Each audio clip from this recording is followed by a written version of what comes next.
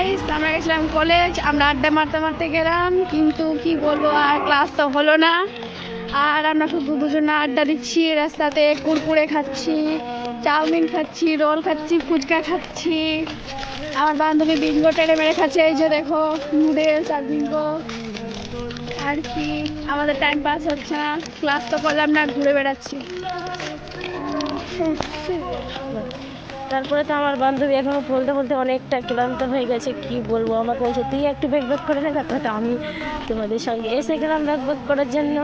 তারপরে এই জায়গাটা খুব ভালোই লাগে আমার দেখতে, জায়গাটা খুব সুন্দর। তারপরে এখন জঙ্গলের ভিতরে এসে গেলাম, মানে জঙ্গল। আমরা হেঁটে হেঁটে যাচ্ছি, কি করবো গাইস বলো তো, আমরা 10 টাকা বাঁচাবার জন্য না পায়ে হেঁটে হেঁটে কলেজ যাই, কিছু করার নেই। মানে আমরা ভিআইপি ফকির, যাকে বলে ভিআইপি ফকির, তাই না রিয়া? কি বলিস? যাকে বলে আমরা সবচেয়ে বেশি ফকির। কোন ফকির তুই?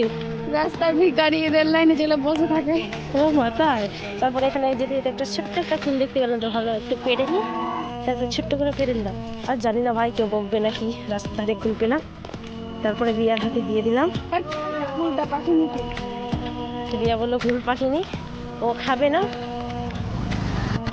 তারপরে তো আমরা দুইজন দেখতে পাচ্ছ ফাঁকা রাস্তা, ওইদিকে আছে জায়গাটা ফাঁকা।